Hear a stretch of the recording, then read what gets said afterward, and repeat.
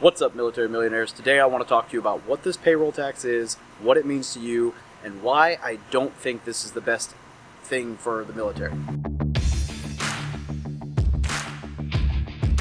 So you may have heard that the other day President Trump, and it's not always just him, but everybody, whatever, they acknowledged and gave a payroll tax. They announced this a little bit ago, but this will cover from September 1st to December 31st. What this means is that you or anyone who makes less than $4,000 a paycheck every bi-weekly, so $8,000 a month or $104,000 a year, anyone under that amount will not get taxed payroll tax. So this is like every 04 and below, right? Major and below, maybe lieutenant colonel, I don't know. But that pay grade-ish and below, this would affect, right? You would have the option to opt into or out of receiving a payroll tax deferment, meaning that from September 1st to December 31st, you would not have to pay that payroll tax, which is 6.2%. That's your Social Security and stuff.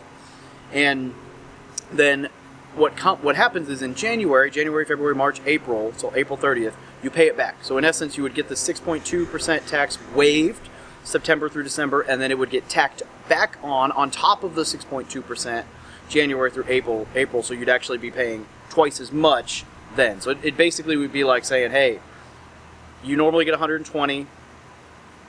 Now we're going to give you 140, but the next 3 months you're going to owe us back 40 of that, so you'll only get paid 80, right? Like, if that kind of makes sense. So if you normally get paid $100, the government's going to give you 120, and then they're going to give you only 80 for the 3 months until they recoup that $20 that they gave you. So it's not forgiven, it's deferred. Now, there is some talk in Congress that they might defer this until, or they might forgive the payroll tax, meaning that you wouldn't have to pay it back. So if that's the case, this would be great, because it'd be free 6.2% pay raise for 3 months. But unfortunately, 3 days ago, the military said, hey, DFAS is automatically opting you into this. So before, like what the federal level said was, hey, you can decide to or not to take this payroll tax deferment.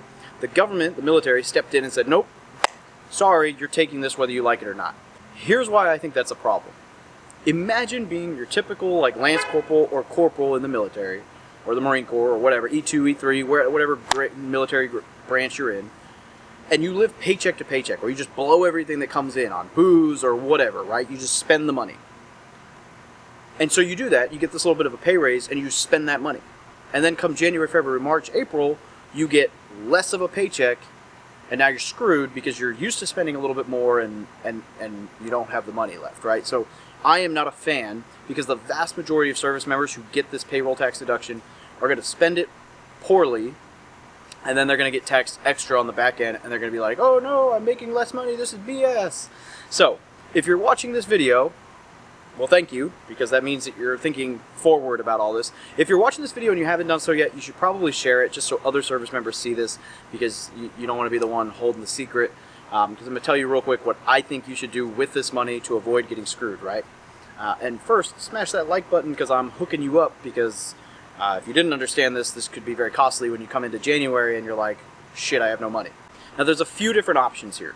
The first that I would suggest is you could set up a allotment. You could go into your mypay.mil or whatever. You could set up an allotment for whatever that 6.2% is, which you can find out by looking at your leave and earnings statement and seeing what you were paying for payroll tax or Social Security, that 6.2%. And you could set up an allotment for that, have it go to a separate account, and just not touch it, right? And then it sits there, you don't need it, you don't use it, and then come January, February, March, when that money gets pulled out of your paycheck, you could just tap into that account and you'd be basically breaking even the whole time. So that's not necessarily the best strategy, but that would work. Now, alternatively, you could invest it, but if you're going to invest it somewhere where you're guaranteed to get the money back. So this isn't a huge amount of money we're talking, like $200, $300, $400 a month, maybe. I didn't really do the math on this. Is a pretty hip pocket video, but it's only a little bit of money. So you're not going to earn like thousands of dollars of interest on this. Now, you could go gamble it in the stock market. You could throw it all in Tesla and hope it goes back up. You could throw it into whatever Robinhood account you want. If you want to do that, I'll leave my link below, and maybe you can get a free stock. Webull link. You get you deposit $100, you get 2 free stocks. Woo woo. I'm not recommending that, because the odds are not great that the stock market's going to be, we don't know, right? There's election coming, and we all know that elections bring turmoil. So between now and January 1st, that money might have gone up a ton and you won, or it might have gone down a ton and then you still basically lost it, even if you weren't spending it all like paycheck to paycheck living. So I'm not a huge fan of the idea of just throwing it into individual stocks unless you're really experienced in the stock world. You could increase your thrift savings plan allotment and put it there. I'd be okay with that. Now, you'd still be stuck living a little short on paycheck come January, but at least the money would have been invested into a long-term investment. Personally, I will probably take this and I will just pay down some debt. So that's an instant return on whatever that interest rate is on the debt. Or put it into a high yield savings account that earns like 1.5–2% interest, which again, not a big yield, but at least then I'm getting a little bit of interest on it, and then I'll just use that money for expenses. I don't live paycheck to paycheck, so I can afford to kind of do whatever with it, because I know that if I get a little bit less on my paycheck in January, it's not going to be a big deal because my finances are ironed out. I have all those buffers.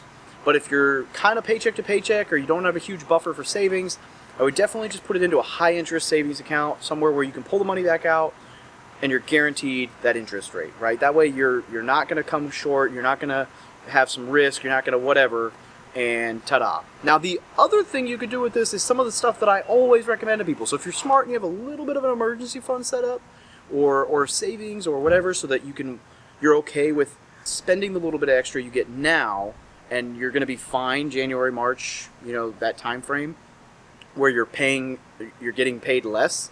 If you're okay with that, then I would take that little bit of money and I would invest in maybe some good books. Invest in yourself, right? You could buy a course, like this is a shameless plug, but like if you were looking at buying my little $97 real estate investor course and you wanted to get into real estate investing, you could take the $300 from the payroll tax and you could buy that. I will probably end up buying a course with this money. I've been recommended a few good marketing courses for Facebook and stuff, and so I'll probably take some of this money and spend it on some Facebook marketing courses or Instagram marketing courses, or just marketing courses in general. So the better you are as a marketer, the better you are at a lot of other stuff in business. So I'll probably spend some of it on that. I'll probably spend some of it on, just other investments, some good books, maybe, a product for my website. I don't know. There's some good investments out there. A little bit of money you're going to get off this is not enough to buy a house, most likely, but it could be enough to market for a deal. So maybe that's what I'll do. Maybe I'll take this money and I'll build a new website that's specifically for wholesaling in my area, right? Like on investorcarrot.com, or maybe I'll take this money and pay a videographer to make some really high quality videos to increase my brand awareness and get out there a little bit more. So the point is, I would take this money and I would spend it on things that have no risk, like you're not going to lose it, and an infinite return. So education, networking, investing in yourself, high interest, like high yield savings account where you're not going to lose the money. Maybe even a CD, although you're not going to get a great return there. You're not going to get a great return in any of those. I wouldn't take this money and gamble it away in like the stock market. But if you put the money aside and then you make it through the January through April period where you get paid less, then sure, gamble with it. Put it in the stock market, whatever. But just make sure that you're not going to be coming up short and having to use credit card debt to get through the first quarter or 4 months of next year, because that would be bad. So again, quick synopsis, summary, whatever you want to call it. September, October, November, December, you're going to get paid less or paid more, military peoples, because your payroll tax is going to be deferred. But because you got paid more those 4 months, you're going to then turn around and get paid less January, February, March, April, the same amount. So you need to either save that money so that you can use it to buffer out the smaller paychecks at the beginning of next year, or invest that money somewhere smart to educate yourself on something new, gain some interest, whatever, as long as your finances allow you to be okay January through April when you're going to get that smaller paycheck. But please ensure that you understand that you will be getting a smaller paycheck on the back end of this. So don't get used to the new size paycheck. It's not a pay raise.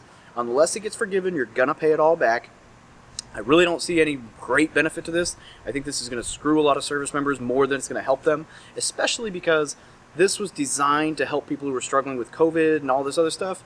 But ultimately, if you're struggling with that, you're probably not federal, right? Like, we didn't take a paycheck or pay hit. Like, if you're still getting this payroll tax deduction, then that means you're still employed. So really, this didn't affect us that much on a financial level. So I don't think this was necessary. I don't think this was the best move, and I'm not a huge fan of it. I definitely don't like being told that I have to take it, because I would have opted out and said, nope, I want nothing to do with that. I'm good with how I am. But if you take it and you can make something out of it, awesome. Invest in, buy a course or a book, or network with someone, or buy a trip somewhere, an experience, or maybe go to a conference or buy a ticket for a conference next year whenever we're allowed to do those again. Just make sure that you use the money wisely and that you understand you're getting paid less those first 4 months of next year, because you don't want to screw yourself. You don't want to get screwed. You don't want to see your service members that work with you get screwed. So again, if you got something out of this video, smash the like button, subscribe to the channel, and you should probably share it with your audience, whatever, your friends, somebody else in the military, because unfortunately the reality is those people who live paycheck to paycheck are going to blow this money on alcohol or ramen noodles or pizza or supplements or women or men or whatever, and then the next 4 months, January through April, are going to hit, and they're going to be like, well shit, I spent that money, I don't have any money in reserves, and now I'm getting paid less, and they're going to struggle. It's not going to be fun. So make sure this gets out there. It's just not worth that. It's just unfortunate, right? Like, I think the intent behind this was good. I don't think that it was something that needed to be forced on service members, because I don't think it's going to help them out. But it is what it is. Have a great day.